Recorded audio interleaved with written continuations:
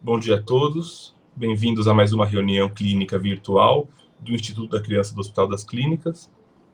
Hoje vamos receber com muita alegria a equipe da neonatologia do nosso serviço, nas figuras da doutora Maria Augusta Gibelli e da doutora Valdenise Calil. Elas vão discutir o aleitamento materno na fase da pandemia, e é um tema escolhido a dedo em homenagem ao mês do aleitamento materno, que é o mês de agosto, tá? Então, a ideia é que a gente ouça um pouco da experiência da nossa equipe nessa fase da pandemia e que discuta-se um pouco as estratégias de aleitamento perante a infecção do coronavírus e a pandemia do coronavírus. Então, alguns recados, inicialmente, antes de passar a palavra para a Guta. Gostaria de agradecer a nossa diretoria clínica e executiva, nas figuras da doutora Aurora e da doutora Mariana Nucci. Gostaria de agradecer a Marchione da comunicação, que ajuda a gente bastante com a divulgação dessas reuniões. Gostaria de agradecer o Rodrigo da TIS, que dá um suporte técnico valioso, e a Grazi da Secretaria Médica, que faz certificados e cuida da parte de infraestrutura. Então, muito obrigado novamente à Guta e à doutora Val por terem concordado fazer essa apresentação. Vou passar a palavra para a Guta. Muito obrigado, Guta. Alberto, obrigada. Bom dia a todos. Obrigada pela oportunidade de estar aqui de novo falando com vocês nessa época de Covid. Antes de começar realmente a falar do tema que é o tema relevante desse mês do Agosto Dourado e do aleitamento materno, que é um foco muito importante para a gente, queria lembrar que ontem foi o falecimento do professor Flávio Vaz, que foi titular da neonatologia por muitos anos, e eu acho que a gente ainda vai fazer a devida homenagem para ele, porque isso não chega a ser uma homenagem, mas que falar de neonatologia hoje, um dia depois da gente ter perdido um referencial nosso, que seja uma homenagem para ele, uma maneira dele ver que deixou bons frutos para cá. Então, eu agradeço, na verdade, eu quero até agradecer a Valdenise também, porque, assim, a Val é a pessoa que é a maior representante de aleitamento materno que a gente tem, e eu peguei uma carona aí no brilho dela, e vou passar a bola para ela, porque o expertise nessa área dela, eu vou contar só do que eu sei, que é fazer estatística, e contar um pouquinho do que a gente viveu aqui nesses tempos de pandemia, né?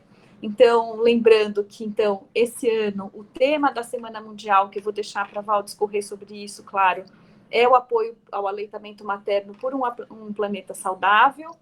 As diretrizes foram em relação à informação, fixar e como o aleitamento materno podia ter um impacto positivo em meio ambiente e desenvolvimento sustentável. Mas, nesse ano, a gente teve um mundo que adoeceu, e eu achei que ficou ainda mais significativa essa mensagem da Semana Mundial do Aleitamento Materno. Bom, como todo mundo sabe, aqui, desde o dia 1º de abril, o Centro Neonatal, como todo mundo conheceu, na época que era BAN, na época que era B10, enfim, nós nunca tivemos atendimento a recém-nascido externo, nosso trabalho sempre foi focado no atendimento às parturientes que davam à luz aqui dentro do Instituto Central, e por uma necessidade premente da gente ter leitos de atendimento de toda, né, a demanda de leitos para Covid, foi necessário mudar todo o perfil de atendimento do prédio, e com isso a gente montou leitos no HU para manter o atendimento às gestantes que não tinham Covid, mas a gente precisou manter um número de pessoas aqui dentro, né? Mas a gente passou a atender só as gestantes que tinham o quadro de Covid confirmada ou fortemente suspeita. Lembrando que essas gestantes estavam internadas nas diversas unidades do prédio, né? Então, assim, algumas vezes a gente fez atendimento em sala de parto, como manda o figurino, outras a gente fez atendimento no 11º andar, na UTI do Covid, na primeira UTI do Covid, né? Porque depois ficou em outros andares. A gente chegou a fazer atendimento em sala de parto de gestantes que deram à luz em circulação extracorpórea, porque elas estavam muito graves, enfim, foram, assim, momentos muito diferentes do que a gente estava habituado a vivenciar aqui dentro. E uma outra mudança que foi muito grande para a gente foi que, assim, a gente passou a ter prontidão para receber lactentes, a gente fez um acordo do que seria fácil, mais tranquilo da gente manejar, mas de até 7 quilos externos, coisa que o Centro Neonatal nunca tinha recebido antes, paciente externo, né? E aí a gente teve que fazer um treinamento direcionado da equipe para atender paciente COVID. E o foco inicial, não vou mentir para vocês, foi em relação à paramentação, desparamentação, revisão constante dos fluxos, onde a gente ia circular com a paramentação completa, quando a gente podia mudar o perfil de uso de EPI, enfim, várias revisões internas de como funcionar aqui dentro. Lembrando que a gente não estava circulando entre as áreas, então, e a gente ainda está evitando circular da área contaminada para não contaminada. E lembrando que, assim, a gente não teve mais um alojamento conjunto. A gente teve uma grande conquista quando teve a abertura do alojamento conjunto aqui no Centro Neonatal, que foi em 2013. A possibilidade de trabalhar com a amamentação com essas mães à beira do leito, de fazer as orientações, a gente não teve mais como fazer isso, porque diante de todas as mudanças que foram necessárias, a gente deixou de ser uma maternidade, né, uma área onde tinha uma maternidade, para ser um hospital de atendimento para a COVID, onde a gente tinha gestantes com COVID que precisavam de atendimento. Então, a gente teve que mudar um pouco a prioridade dos atendimentos. Então, só para retomar, o que a gente conseguiu fazer foi isso, foi orientar da alta o mais precoce possível, sempre que possível, com orientações de amamentação no dia da alta e revisão da amamentação depois da alta, fazendo a avaliação das dificuldades por videochamada. Tinha uma equipe, a equipe o tempo inteiro foi muito pronta para auxiliar as puérperas em qualquer unidade de internação que elas tivessem, então, em especial a equipe da nutrição, a Annalise, enfim, e a colega, inclusive, da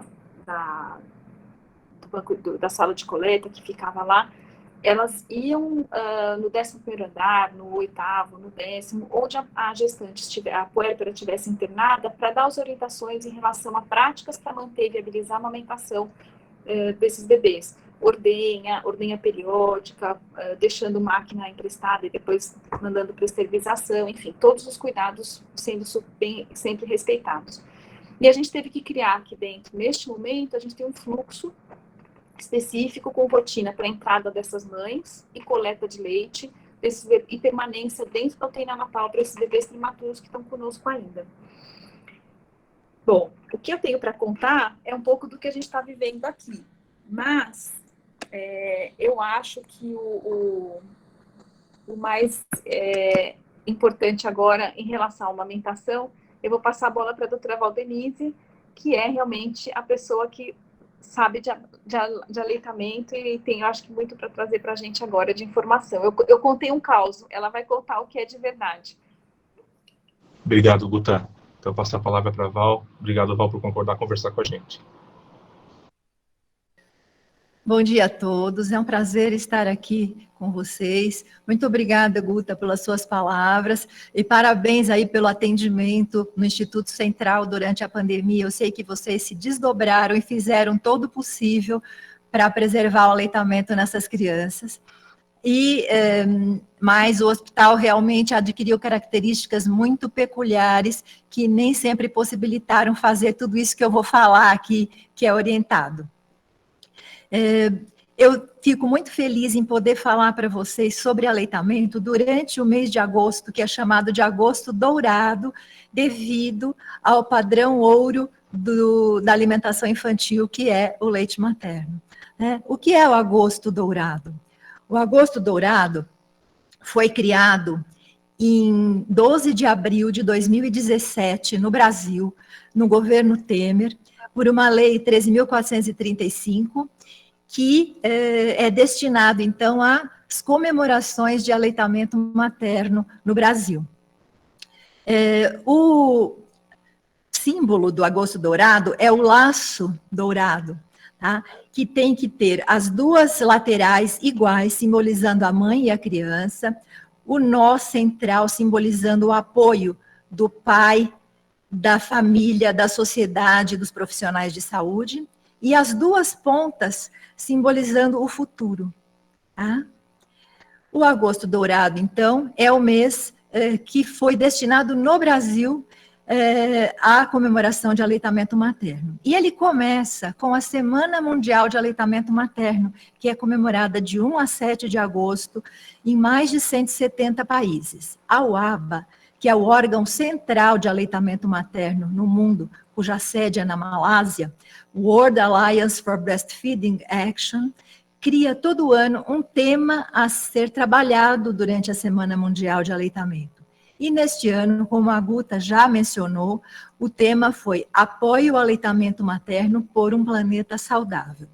É claro que o planeta saudável aí está se referindo às características de sustentabilidade do leite humano, do aleitamento materno, ou seja, ele não deixa resíduos, não polui o meio ambiente, ele não... economiza combustível, economiza água, ele não devasta as florestas, tá? Então, por todas essas características, ele leva a um planeta saudável. Só que, exatamente durante a pandemia, esse tema acabou adquirindo um significado peculiar, tá? E nós vamos, então, ver como que o aleitamento materno pode tornar, durante a pandemia, o planeta um pouco mais saudável. No Brasil, foi criado um símbolo especial da Semana Mundial de Aleitamento Materno, adaptado à pandemia. E o símbolo ganhou até uma máscara, tá? Bem, então, antes de entrar propriamente no aleitamento materno, nós vamos falar um pouquinho de como a Covid-19 pode afetar a saúde da mãe e do recém-nascido. As gestantes com Covid-19 podem evoluir de uma maneira peculiar. A gestante já costuma ter uma relativa imunossupressão da resposta T-helper 1. Ela também tem uma maior expressão do gene da enzima conversora de angiotensina 2, que codifica a proteína do mesmo nome. Essa proteína está presente na superfície de várias células e funciona como receptor do vírus SARS-CoV-2. Tá? Esse vírus, quando se liga ao receptor, provoca um desbalanço, reduzindo os níveis de angiotensina 1 a 7, que são vasodilatadoras, e aumentando os níveis de angiotensina 2, que é vasoconstritora. Os efeitos, então, acabam sendo de uma potencialização da vasoconstrição, da inflamação, dos efeitos pró-coagulantes, que podem, então, aumentar os efeitos da Covid-19 sobre essa gestante e favorecendo ainda uma maior prevalência de pré-eclâmpsia. 3 a 13% das gestantes, segundo a literatura, podem evoluir com testes positivos para SARS-CoV-2. E existe na literatura já uma maior prevalência de abortamentos, lesões placentárias, mas a quantidade desses abortamentos ainda não foi revelada. Ainda não se sabe exatamente qual a contribuição da Covid-19 sobre o número de abortamentos. As gestantes Covid-19 positivas podem ser assintomáticas, segundo os vários artigos, em números variáveis de 26% até 68%. Em compensação, algumas são admitidas na UTI, 1% até 6,8%, segundo os vários estudos. Tá? E segundo Collin e colaboradores, o risco relativo de ventilação mecânica em gestantes e puérperas com menos de uma semana pós-parto, COVID positivas, claro, é de 4 em relação às COVID negativas. Tá? Ou seja, 4 vezes mais risco de ventilação mecânica. Tá? A mortalidade materna é de 2,63% a 4,8%, e no Brasil, nós tivemos um pico alarmante de 12,7% até junho de 2020, cujas causas estão sendo estudadas. Tá? Talvez uma dificuldade de acesso ao sistema de saúde, um maior número de comorbidades nessas gestantes. As causas estão sendo estudadas e estão sendo tomadas providências no sentido de melhorar isso. Um estudo de Dimaschio encontrou 16,2% de pré-eclâmpsia nas gestantes. A taxa de cesáreas foi muito alta, tá? 71,2% a 92% Tá? Só na América Latina, no trabalho do Sola, Augusto Sola, nós encontramos uma taxa menor de cesárea. Isto por quê? Porque os autores ficaram primeiramente com medo do estado da mãe, interromperam os partos, interromperam as gestações, e também porque eles acham que o parto cesárea contamina menos o recém-nascido do que o parto normal. Surgiram vários trabalhos mostrando que isso não é verdade, que pode ser feito parto normal, sim, com o mesmo resultado do que uma cesárea. Tá? E com relação à prematuridade, a doutora Maria Augusta mostrou a estatística do Instituto Central, um aumento do número de partos prematuros, e realmente isso é descrito na literatura.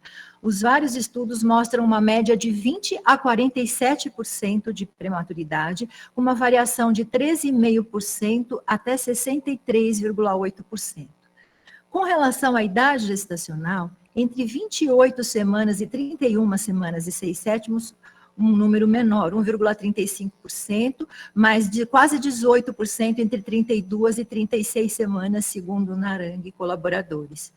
Segundo de Maschio, menos de 37 semanas, eles tiveram 24,3%, mas sendo 21,8% com menos de 34 semanas. Na China, Chen e colaboradores encontraram 21% de prematuridade, que corresponde a 3 vezes mais que a média nacional anterior à pandemia. Tá? E, claro que para essa prematuridade também existe uma contribuição da maior taxa de cesáreas, muitas vezes feitas com idades gestacionais menores. Né? Por tudo isso que foi falado, as gestantes que inicialmente não estavam incluídas no grupo de risco para má evolução em Covid-19 foram incluídas nesse grupo de risco. E com relação aos recém-nascidos de mães com Covid-19, 1,37% a 9% acabam tendo pesquisa positiva para SARS-CoV-2. Vocês veem que o número não é muito grande, né? As mães têm Covid-19 positivas e um número pequeno de recém-nascidos acaba positivando a pesquisa para o vírus. No HC, até junho, nós tínhamos 5,7%. Né? Segundo Narang, 18,6% desses recém-nascidos de mães com Covid positivo foram admitidos na UTI neonatal.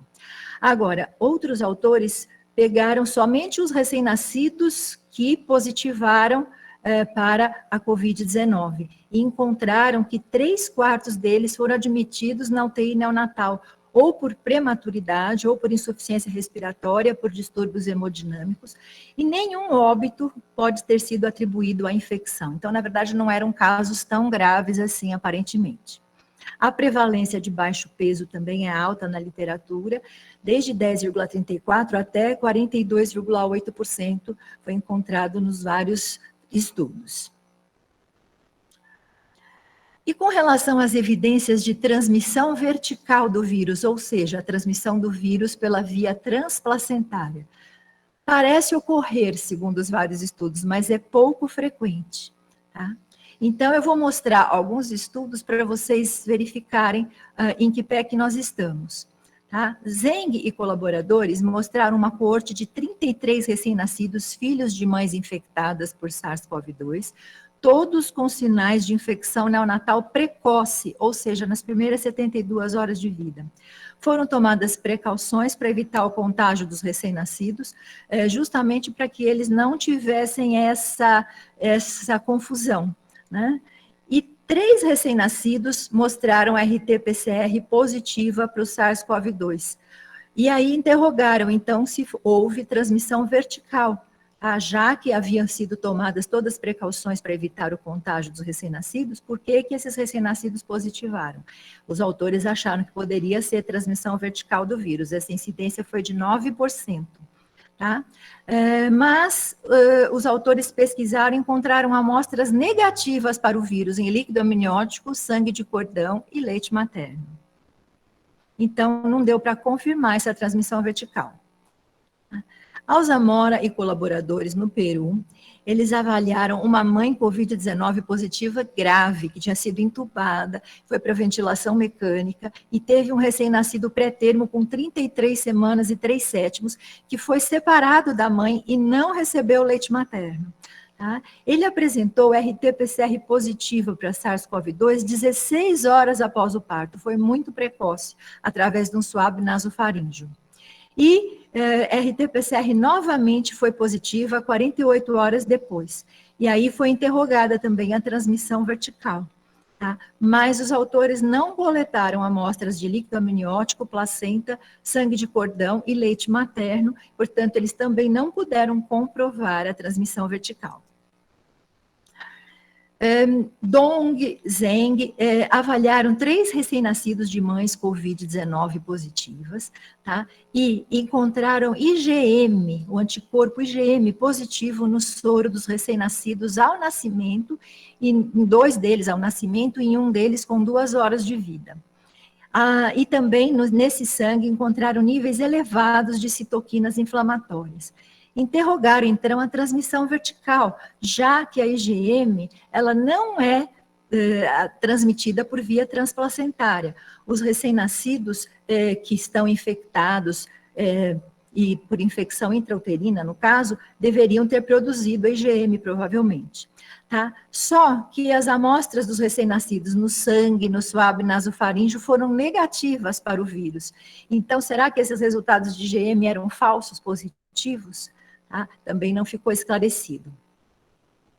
E nós tivemos um outro estudo de Vivante e colaboradores, esse eu achei um estudo mais significativo no sentido de comprovação da transmissão vertical. Um recém-nascido de 35 semanas e 5/7 de mãe Covid-19 positiva, ela era positiva no swab nasofaríngeo e no sangue, tá? E o recém-nascido, então pré-termo tardio.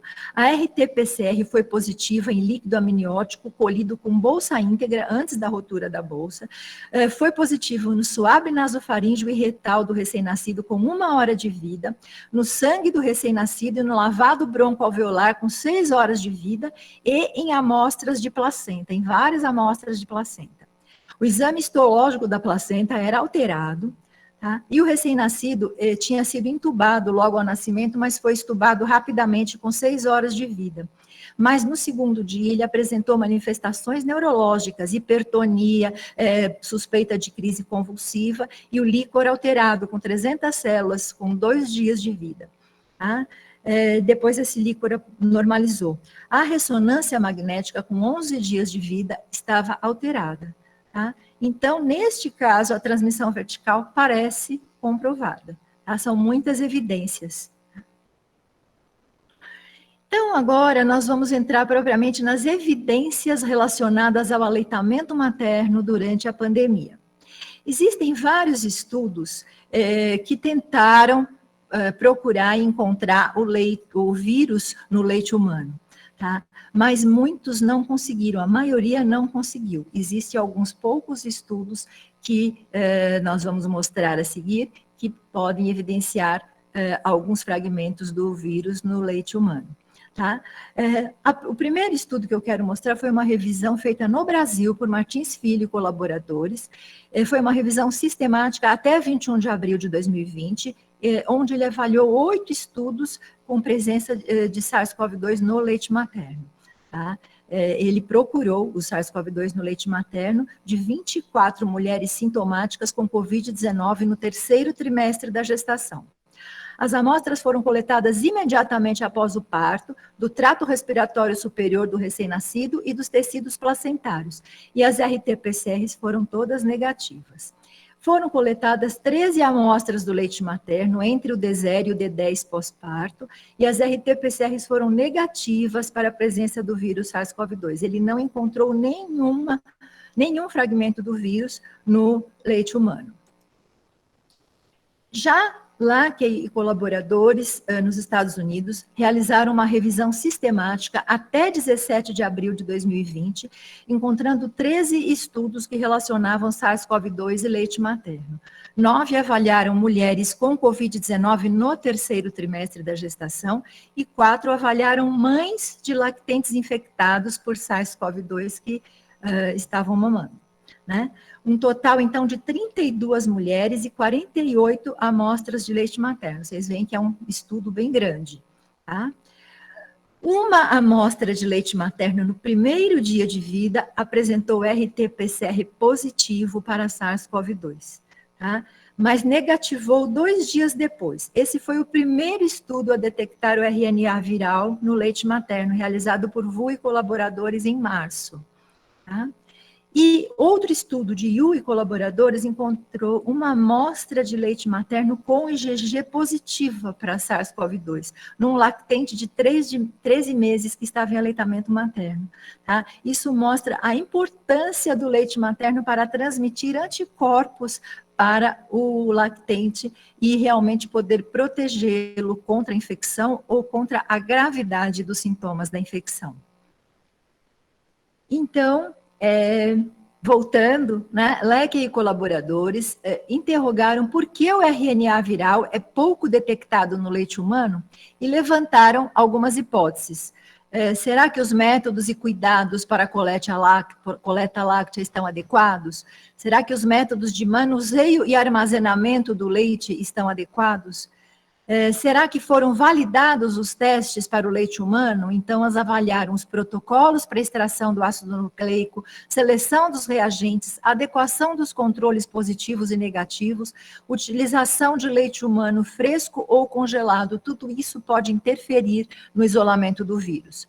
Tá? Um outro fator que é importante é que a carga viral no leite humano provavelmente é baixa. Tá? Isso foi detectado em leite de camelos, na epidemia de MERS, no Oriente Médio, que também era por coronavírus em 2012, eles encontraram o fragmento de vírus no leite humano e a carga viral, no leite humano, no leite dos camelos, e a carga viral era baixa. Tá? Então, eles extrapolaram isso para o leite humano. Provavelmente a carga viral no leite humano é baixa e pode levar a valores falso negativos não detectáveis pelos limites do método.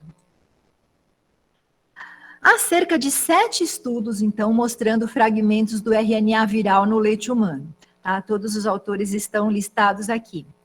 Os autores de Chambers e colaboradores, né, criaram métodos de culturas de tecidos para detectar o SARS-CoV-2 competente para replicação no leite humano.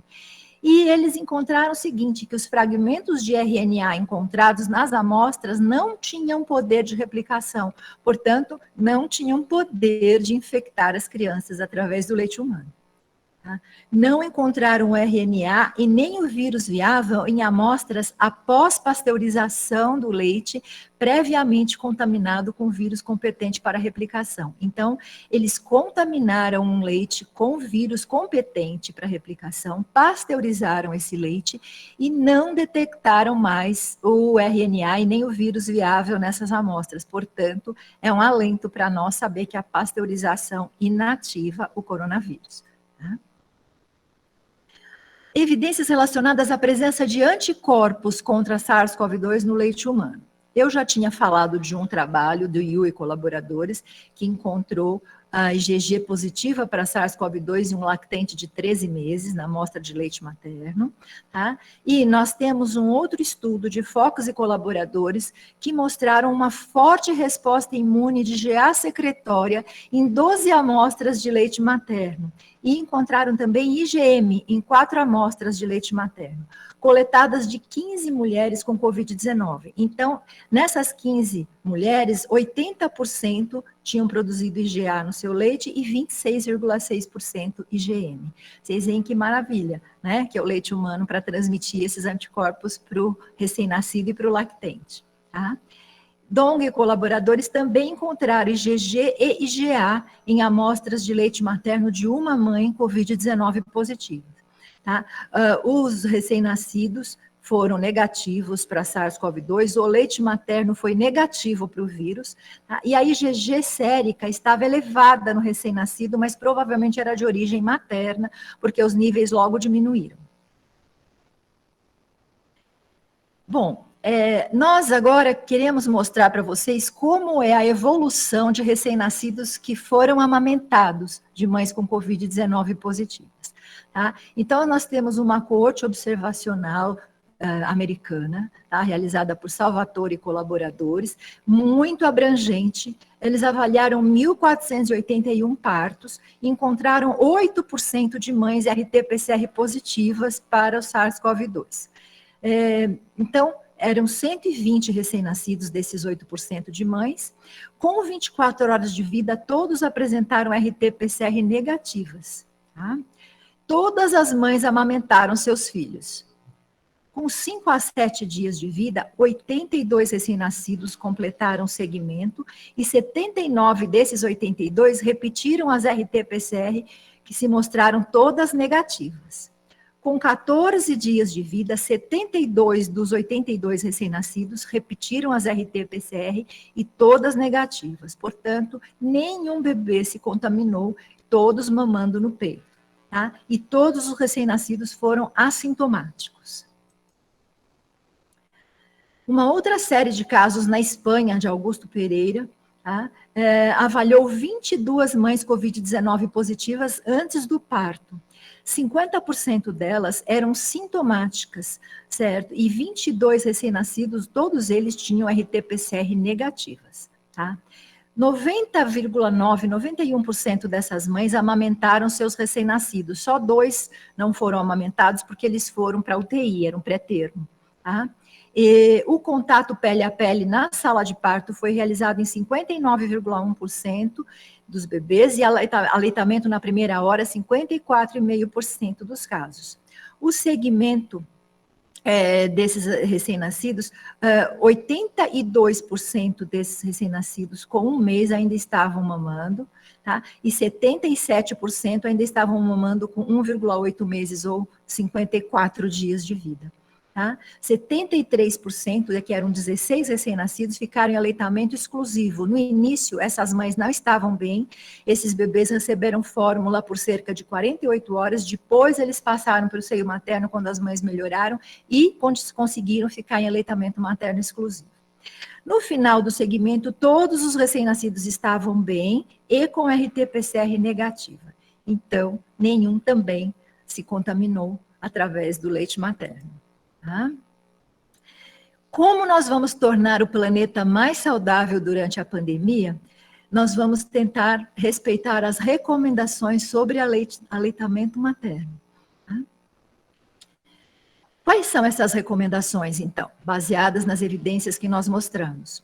O consenso chinês, nas suas publicações iniciais, afirmou que existia a possibilidade de transmissão do vírus de mãe para filho através de gotículas respiratórias, material biológico ou superfícies contaminados e através do leite materno. Então, eles recomendaram a separação do binômio mãe-filho com suspensão do aleitamento materno e, inclusive, da extração de leite materno, mesmo em casos apenas suspeitos.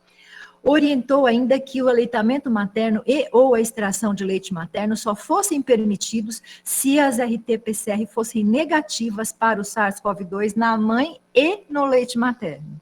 Tá? E na ausência dessas RT-PCR negativas, eles recomendaram alimentar o recém-nascido com leite humano de doadora saudável, pasteurizado, ou com fórmula láctea. Mas os estudos foram surgindo e foi se vendo que o leite materno, não havia evidências que comprovassem a contaminação do recém-nascido pelo leite materno e, por outro lado, também foram saindo evidências dos benefícios do leite materno para a criança e para a mãe. Tá? Então, a Organização Mundial de Saúde, em maio e depois em junho, recomenda o seguinte, que mães com diagnóstico suspeito ou confirmado de Covid-19 devem ser encorajadas a iniciar ou continuar a amamentação. Deve-se explicar às nutrizes que os benefícios da amamentação claramente superam os riscos potenciais de transmissão do vírus. E as decisões sobre a amamentação devem ser baseadas em uma consideração completa, né? Não só dos riscos potenciais de infecção da criança pelo vírus, mas também dos riscos de morbimortalidade associados a não amamentar e ao uso inadequado de outros leites. Então, ela recomenda que se faça um balanço dos riscos de contaminação versus os riscos de não amamentar. Aqui várias entidades, né, a OMS, o CDC dos Estados Unidos, o Royal College of Obstetricians and Gynecologists, a FEBRASGO, a Academia Americana de Pediatria, Rede Brasileira e Global de Bancos de Leite Humano, Ministério da Saúde, várias notas técnicas, Secretaria da Saúde, Sociedade Brasileira de Pediatria, Sociedade de Pediatria de São Paulo, todas elas consideram o seguinte, que as mães infectadas pelo SARS-CoV-2 provavelmente já colonizaram seus recém-nascidos, que os benefícios da amamentação para a saúde da criança e da mulher superam quaisquer riscos potenciais, que a ausência de evidência científica sobre a transmissão da Covid-19 e de outros vírus respiratórios por meio da amamentação, tá? Então, recomendam que o aleitamento materno seja mantido com as precauções necessárias em caso de infecção pelo vírus. Tá? Esta orientação é válida somente se a mãe desejar amamentar e se ambos, mãe e recém-nascido, estiverem em condições clínicas adequadas. Então, nós temos que respeitar a vontade da mãe e da família. Tá? Continuando as recomendações, o contato pele a pele em sala de parto e a amamentação na primeira hora de vida, também chamada de golden hour, né? Em mulheres sintomáticas ou que tenham contato domiciliar com pessoa infectada, né, ou suspeita. Tá? No início foi suspenso, foram procedimentos que foram suspensos, tá? Foram proibidos. Mas, tendo em vista que são procedimentos fortemente relacionados à redução da mortalidade neonatal e à posterior manutenção do aleitamento materno, eles voltaram atrás e recomendaram que esses procedimentos podem ser mantidos, não imediatamente, mas após cuidados de higiene e medidas de prevenção da contaminação, como banho no leito da parturiente, com troca de máscara, touca, camisola e lençóis. E o recém-nascido deve ser enxugado com panos estéreis sem necessidade de banho. Ainda, prosseguindo nas recomendações, a puérpera e seu filho, se estiverem em boas condições clínicas, podem permanecer em alojamento conjunto, mantendo uma distância mínima de 2 metros, na verdade a literatura fala em 6 pés, que dá mais ou menos 1,8 metros, né, entre leito da mãe e berço do recém-nascido. Essa é considerada uma distância segura para que as gotículas respiratórias da mãe, quando ela tosse, quando ela espirra, não atinjam o recém-nascido. Tá? A gente deve manter todas as precauções de higiene que eu vou descrever adiante, tá? E se a mãe, mesmo após esclarecimento e orientação, não se sentir segura, ou ainda mãe ou recém-nascido não tenham condições para amamentação, nós devemos então retirar o leite materno e solicitar que ele seja oferecido ao recém-nascido sem pasteurizar, por cuidador treinado em copinho, colher ou xícara, ou por sonda gástrica se o recém-nascido estiver internado em UTI neonatal. Quais são as precauções recomendadas, então, para que a mãe possa amamentar? Ela deve lavar as mãos por pelo menos 20 segundos antes de tocar o recém-nascido ou de retirar o leite materno. Ela deve usar máscara facial durante as mamadas ou extração láctea e evitar falar ou tossir enquanto amamentando ou extraindo leite. Trocar a máscara se tossir ou espirrar ou a cada nova mamada. Evitar que o recém-nascido toque o rosto da mãe, principalmente a boca, o nariz, os olhos e os cabelos. Se a extração láctea for manual ou mecânica, respeitar as normas da Rede Brasileira de Bancos de Leite Humano, solicitar auxílio de profissional treinado. Tá? Deve-se seguir as recomendações do fabricante para a limpeza dos equipamentos usados na extração láctea. Tá? E lembrar o seguinte, que se a mãe estiver com doença sintomática e tratamento medicamentoso, as medicações habitualmente utilizadas para a Covid-19 não contraindicam o aleitamento materno. Algumas medicações são meio novas, não há muitos estudos a respeito, mas aparentemente são moléculas grandes que passam pouco para o leite materno e se o que passar no estômago do recém-nascido acaba sendo destruído, em sua maioria. Aqui eu trouxe uma recomendação da Organização Mundial de Saúde para vocês, que me deixou extremamente surpresa. Eu trouxe até em inglês, para vocês verem direitinho como que está escrito na recomendação. Tá? Na eventualidade da mãe não estar bem, né, para amamentar ou retirar o seu leite, explore a viabilidade de alimentar o recém-nascido com o leite humano de doadora. Se isto não for possível, considere ama de leite ou substitutos do leite materno adequados, informando sobre disponibilidade, segurança, sustentabilidade, contexto cultural, aceitabilidade da mãe e a disponibilidade do serviço. Tá? Gente, isso foi uma recomendação da Organização Mundial de Saúde, utilizar amas de leite em desespero de causa, em situação de emergência, tá? Assim, por causa dos benefícios que o leite materno pode trazer para o bebê. Mas amas de leite ou aleitamento cruzado não são permitidos no Brasil. Esta recomendação não foi aceita no Brasil. Tá? O leite produzido por outra mãe que não a da criança só pode ser oferecido à mesma após pasteurização. Se a mãe optar por não amamentar e por não oferecer seu leite ao filho, mesmo após esclarecimento e orientações, ou então se ela não tiver condições de amamentar, né? Nós devemos respeitar a opção materna sem reprovações e lembrar que a mãe sempre opta pelo que pensa ser melhor para o seu filho. Tá? Nós devemos, então, para que ela mantenha a produção láctea, orientá-la quanto à frequência de extração láctea para manter a produção, idealmente 6 a 8 vezes por dia. Nós sabemos que na prática nem sempre a quantidade é tão grande assim, né? Se a mãe estiver na UTI, ela deve solicitar ajuda para extração láctea, visando manter a produção. Tá? E aqui eu queria fazer um parênteses, eu queria parabenizar a nossa nutricionista Analisa, que está lá no Instituto Central. Ela se paramentou toda, entrou na UTI Covid para retirar o leite das mães, visando manter a produção para que depois ela pudesse amamentar seus bebês. Então, isso é uma dedicação muito grande, e essas mães, após saírem da UTI, foi agendado o horário no banco de leite para que elas pudessem extrair o seu leite, mas com hora marcada, sozinhas dentro da sala de coleta, e depois fazendo limpeza terminal para que não fosse contaminada a sala, para que não houvesse receio para as próximas mães, tá?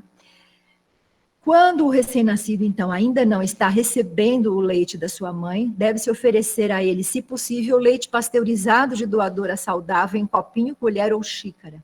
Tá? Aqui a importância dos bancos de leite humano, tá? Para fornecer esse leite. Tá? Eu queria, então, aproveitar para comunicar a todos aqui que nós estamos montando, nós temos, por enquanto, uma sala de coleta no Instituto Central, mas agora, depois de 5 anos de projeto, de intensas negociações com o Rotary Club, nós conseguimos a verba, saiu durante a pandemia, e nós estamos começando a montar o nosso banco de leite humano completo, que vai ser muito útil, especialmente para os nossos recém-nascidos prematuros. E com relação ainda às doações de leite humano durante a pandemia, eu queria dizer o seguinte, essas doações caíram muito no início da pandemia, porque as mães eram orientadas, claro, todas as pessoas foram orientadas para ficar em casa, e elas então não iam doar o leite.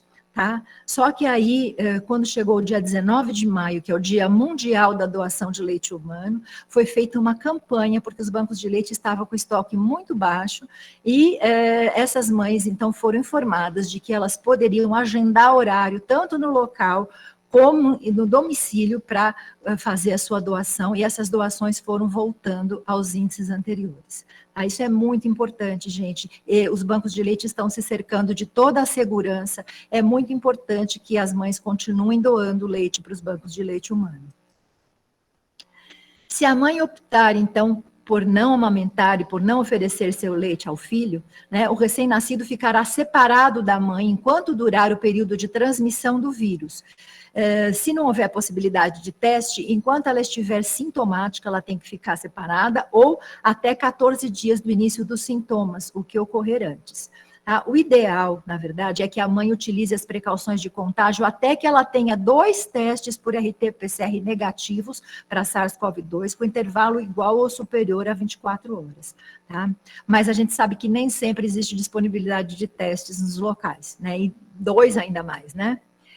As mulheres com Covid-19 suspeita ou confirmada, ou ainda com contato domiciliar de síndrome gripal ou Covid confirmada, não podem doar seu leite para os bancos de leite enquanto durar o período de transmissibilidade do vírus.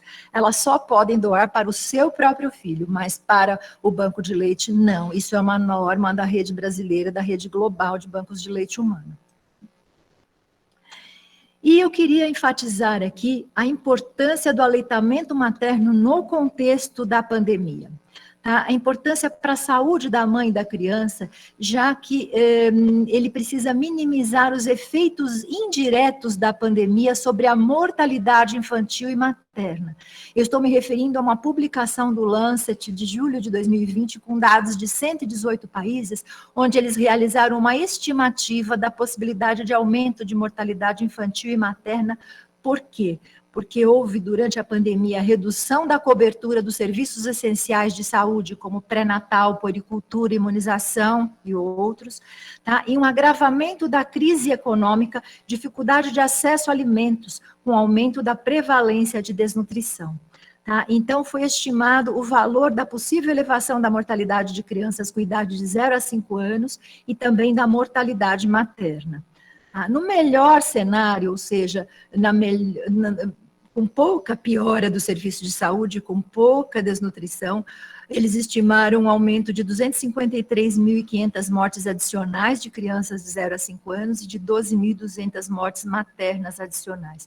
No pior cenário, seria 1.157.000 mortes adicionais de crianças e 56.700 mortes maternas adicionais.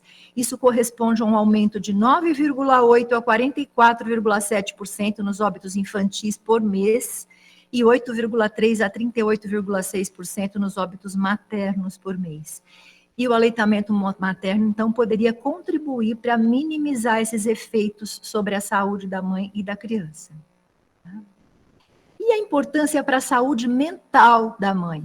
Tá? Nós sabemos que se uma mãe ficar separada do seu bebê, estando doente principalmente, ela vai ter assim, sentimentos como medo, fragilidade, insegurança, solidão e ansiedade. Né? E então o aleitamento materno e o vínculo maior com o recém-nascido podem minimizar esses efeitos da pandemia sobre a sua saúde mental.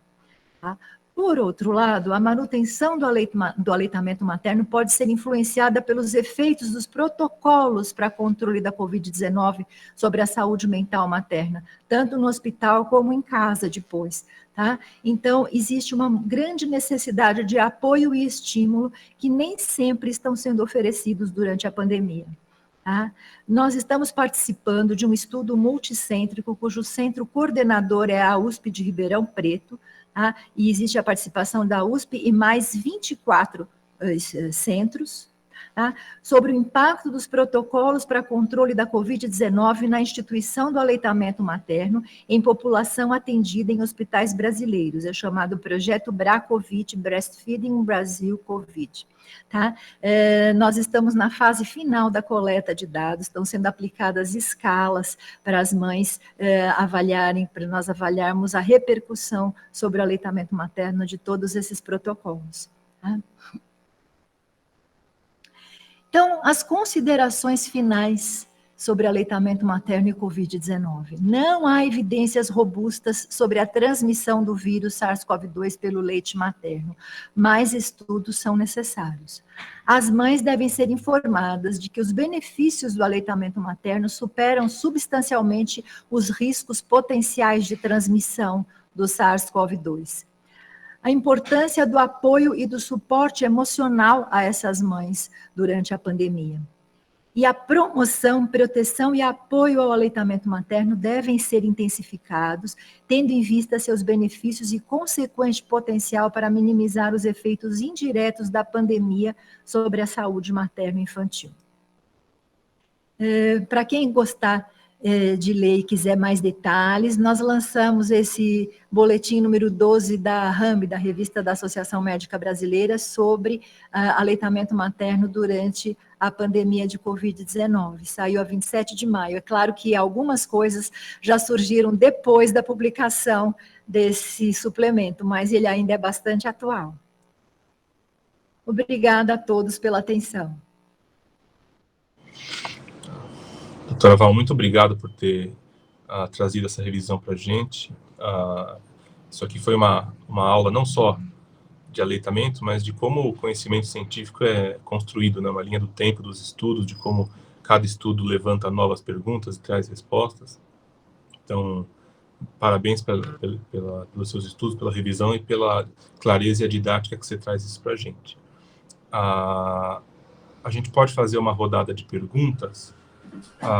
Aqui pelo chat, o Dr. Rubens, nutrologista, ele gostaria de comentários sobre a titulação de anticorpos da classe IgA anti-Covid-19 no leite pasteurizado do banco de leite e possível escolha dessa terapêutica em RNs lactentes. Val. Bem, eu acho que seria muito bom se a gente pudesse realmente fazer isso, e já há estudos, já há locais que fazem essa separação da IgA dos anticorpos para administrar para recém-nascidos. Inclusive, há tese em andamento com esse tipo de extrato de IgA de leite humano, né, que está sendo aplicado em crianças cirúrgicas, tá? Mas, por enquanto, eu acho que não é tão viável assim se fazer isso em larga escala, mas eu acho que se houver possibilidade, nós devemos fazer sim, que eu acho que trará muitos benefícios para as crianças que estiverem principalmente com mães contaminadas. Então, professor Magda, quer falar alguma coisa? Muito obrigada.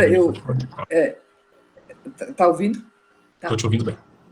Eu queria, antes de tudo, parabenizar. Eu fiquei comovida com essa reunião tão bonita, num momento tão apropriado, com a homenagem da Guta ao nosso querido professor Flávio, né, nosso querido Flavinho, e, em seguida, por essa belíssima aula da Valdenise, né, que fez uma revisão completa de tudo que existe sobre o assunto de aleitamento materno, de transmissão placentária, de transmissão mãe-filho dessa pandemia.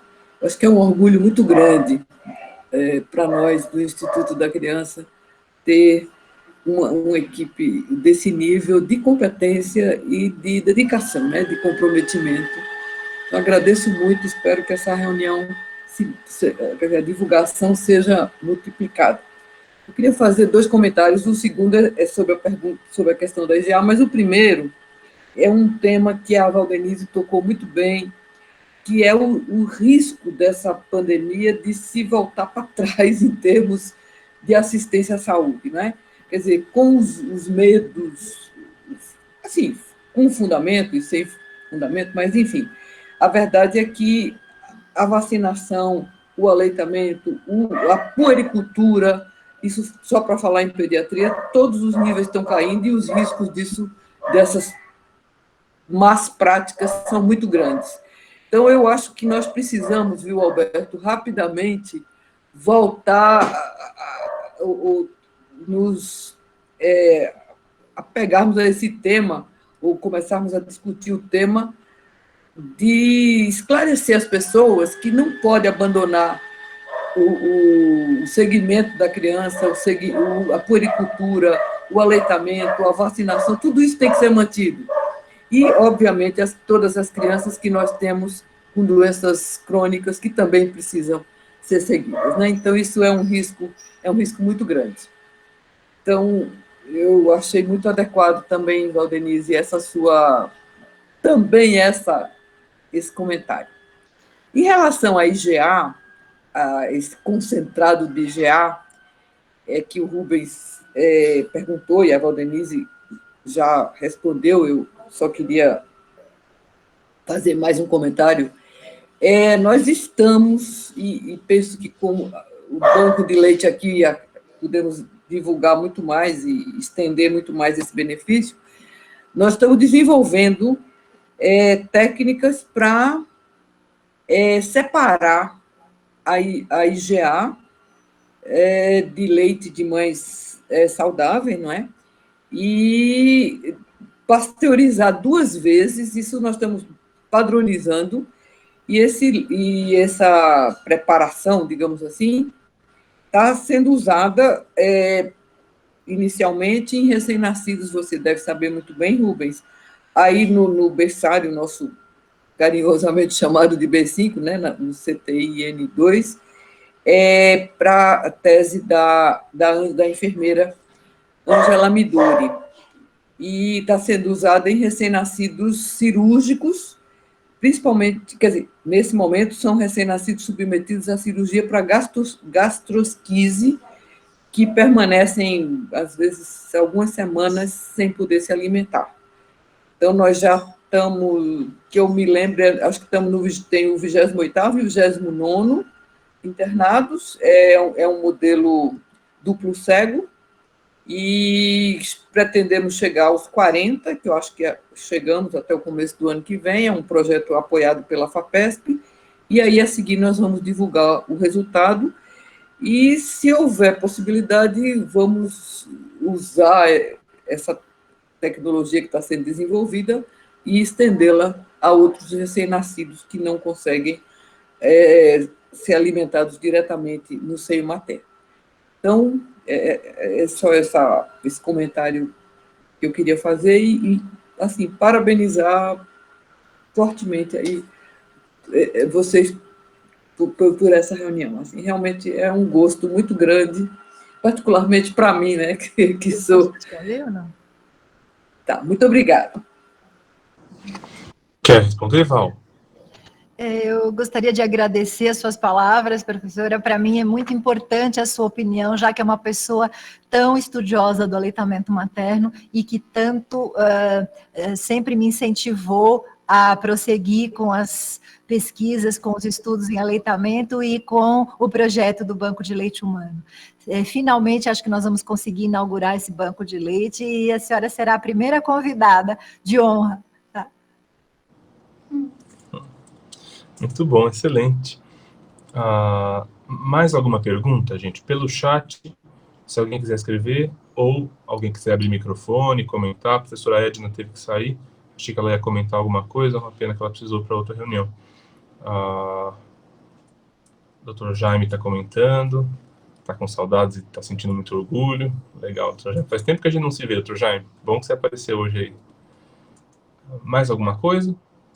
Então, eu vou pôr de novo no nosso Alberto, e bom o nosso dia. link, alguém tem o link para o canal. Alô, é a Nádia? Sim, sou eu, Nádia. Oi, Nádia, Isso, tudo do bem? Team 2. Bom dia a todos. Eu queria Pode falar. cumprimentar, parabenizar a doutora Valdenice pela bela dissertação, a Guta também, pela importância das estatísticas que mostrou para a gente. Esse tema está sendo ainda bem estudado, pouco abordado, muito importante, relevante. E só queria parabenizar e agradecer pelo impulso ao aleitamento materno, a professora Magda, os professores todos. Muito obrigada pelo apoio nesse Agosto Dourado. Obrigada a todos. Bom dia.